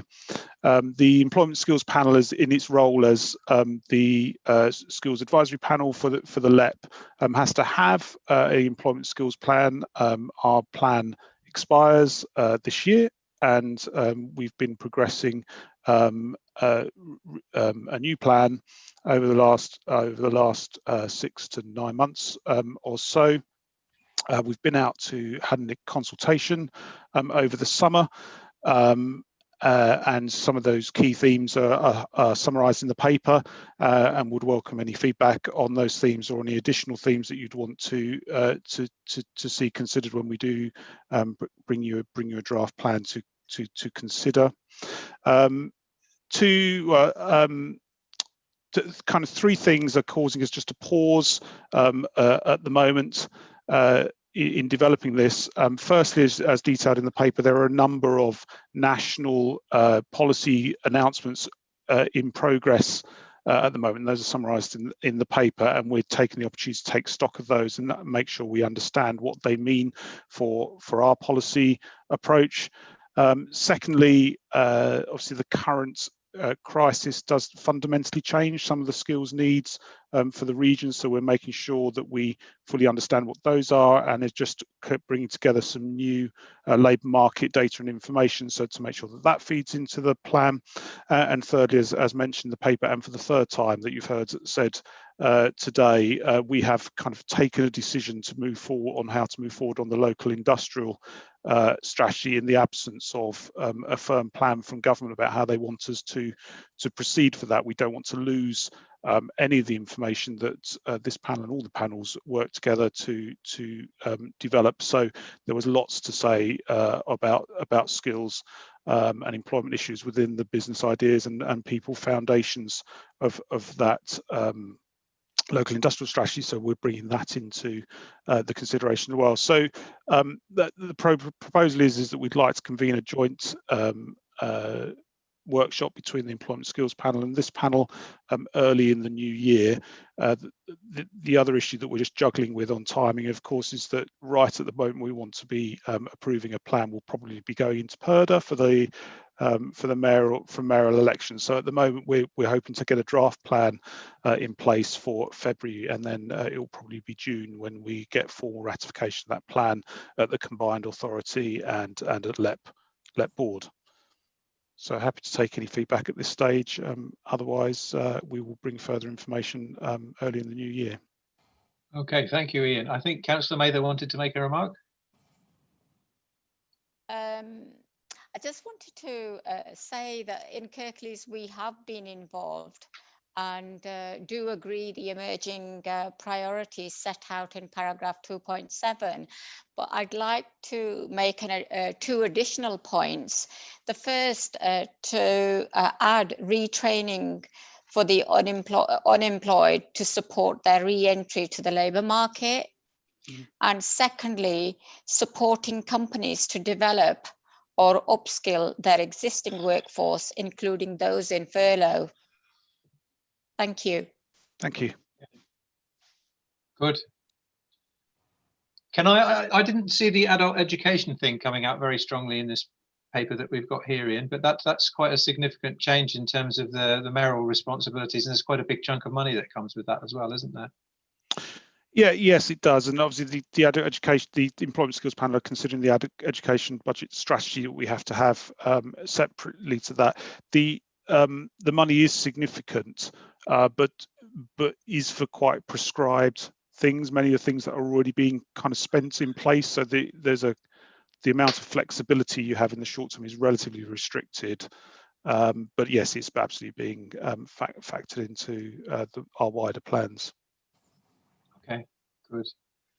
Well, I don't know whether David Siddler or anybody else wants to really press home the apprenticeship offerings point, but certainly as a manufacturing person myself, I feel very passionately that the absolute carnage that's happened in that area with less than half of apprenticeships being taken up relative to before the levy starting, really, you know, whatever we do is going to be too little too late, but, you know, maximising whatever we do in that area, it's really, I think, quite a major crisis, to be honest. And I think so, you know, given what we were saying about youth unemployment earlier in the economic stuff and what's happened with COVID, everything that we can do to really try and pick that up and run with it, which doesn't necessarily totally rely on employers, because trying to do that hasn't really worked so far. But certainly holding the hand of employers to really try to boost this, I would, you know, I'd make a passionate plea for that. Yeah, and I think that's probably one of the things we would expect to come through quite strongly from the new labour market information that that we're just pulling together. Yeah. Okay. Good.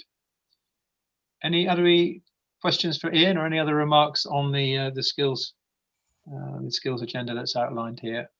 And welcome the idea that we'll be working together with you on that. Thank you for that. Yes, Brian.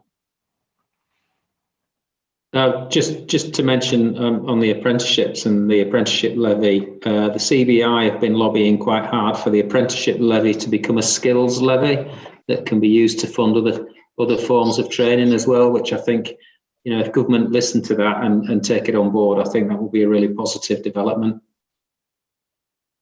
Thank you. Yes, good. Thank you.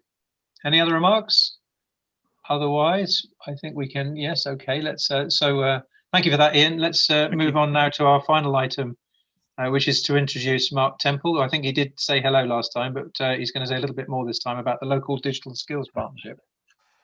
Yes, just a little bit more, hopefully, this time, Andrew. And hi, everybody. And yeah, I'm obviously vastly more experienced than Louise. I've been with the Combined Authority for a whole 10 weeks now. So So make sure the questions are nice and simple. But I won't go through the paper. Hopefully you've had a chance to read the paper, but we'll just give you a very brief update and insight into where we are with the Digital Skills Partnership. We are the 7th in the country, which is exciting news, and it's linked to our devolution plans. It's moved at quite a pace since I joined. So we launched the partnership with Andrew's assistance on the 15th of October, and had a great turnout to that launch event, including the Minister for Digital and Culture, Caroline Dinenage. Since then, we've had huge amounts of interest and engagement from both national and regional partners or potential partners, which has helped to formulate the Digital Skills Partnership Board. That is being chaired by Mandy Ridyard from Produmax, who you'll know, and Bill Jones from Luminate. And the first board meeting was yesterday, which was very exciting, and is moving at a real pace. A real broad church of members on the board, ranging from Channel 4 through to 100% Digital Leads, to BCS, who run the digital curriculum for the UK, and everything in between. A real sort of energy in the board yesterday to really make a difference with digital skills. To remind everybody, the Digital Skills Partnership is here really to drive digital skills adoption across West Yorkshire from the bottom to the very top. You know, there's a natural leaning towards how do we get AI and VR and AR, etc., etc. However, there is still a huge need to get the very, very basics in place. You know, there's 11.9 million people across the UK don't have those basic digital skills, and only 42% of the workforce in West Yorkshire have essential digital skills for the workplace. So a massive skills gap there. And you know, at the board yesterday, just to bring that productivity piece and link it to sort of the business side of things, at the board meeting yesterday, we had Lloyds Bank there, who have launched a new report around transformation through technology. And they talked to the fact that through COVID, there is in essence a third, and a third in terms of businesses. So you have a third of businesses who are in the SME population who are readily adopting digital skills and are really sustainable as a result. A third who are unsure about where to go. So they've pivoted through COVID to reach customers, but are now reflecting on whether they actually continue with the digital adoption or not. And a third who still have yet to move the dial in terms of digital skills adoption. So there's a huge challenge there to bring those 2/3 with us on the journey and help to drive digital skills and the benefits that digital skills adoption brings. And it's not necessarily the third who are not adopting. It's not really a position of not wanting to. So they're not believers. They're actually finding it very, very difficult to understand where to engage with digital skills and start to build their adoption piece on a business by business basis. And that's more so in the small and medium-sized enterprises than the micros. So we have a huge piece of work to do in that space to help them, to help themselves, but also then to help to drive productivity. So as I say, yesterday was the first board meeting. I guess the purpose of me here today is really just to update on that, but also then to say we're very keen, once we have the priorities aligned and driven out in early 2021, to come back to you and discuss those, because I'm sure you will have a viewpoint from a business and innovation perspective of are they the right ones. I used the analogy yesterday around the size of the task here, because this is not just business orientated, it's social inclusivity and workforce for the future. So this is a bit like eating the elephant. We need to do it in bite-sized chunks. So whilst we will come with the priorities, they might not cover all aspects that we possibly could, purely because of that reason. So we'll look to bring those back to you early 2021 for discussion and debate, and I look forward to having that discussion at that point. And I'll pause there for any questions. Okay, does anyone have any questions or comments for Mark? Can I? Sorry. Of course you can. Go ahead, Councillor Mather. Just wanted to say I'm really, really excited about this venture. It's definitely needed. We need to make sure that we cut out the duplication, upskill people. I think moving to the future post-COVID or during COVID and whenever, it's the only way the North is going to be leveled up. It's if it's connected, and at the moment that connectedness isn't quite a reality, and poverty does seem to play a part, and being small businesses during COVID and post-COVID will have real difficulties, and they need all the help we can give them, and this kind of venture will raise that bar and hopefully get us to the point where we're talking about gigabyte connectedness rather than saying I can't switch on properly because I'm having a bad day with my connections. So digital skills is the key to unlocking the North and leveling up with the South. Thank you. Thank you. And good to raise that connectivity point just from the broadband rollout. You know, we need to keep banging the drum on that, Mark. And I know it's not, in theory, part of what you're doing, but I'm sure you're quite influential in keeping that agenda front and central. Well, it's fundamental in what we need to deliver, Andrew. Yeah, you've got to have accessibility, you've got to have connectivity, as well as the skills and the motivation. And if one of those elements drops, all four drop. Simple as that. So I think what's been said there by Councillor is absolutely right. Very good. Any other questions or comments?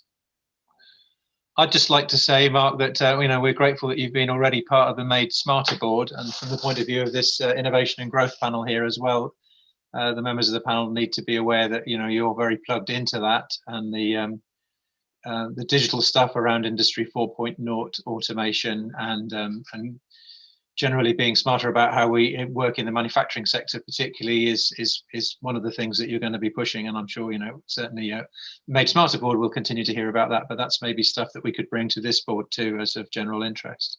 Indeed, look forward to it.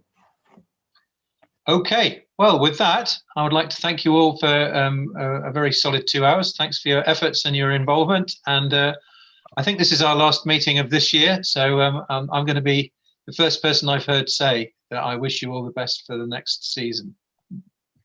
Thank Okay, you.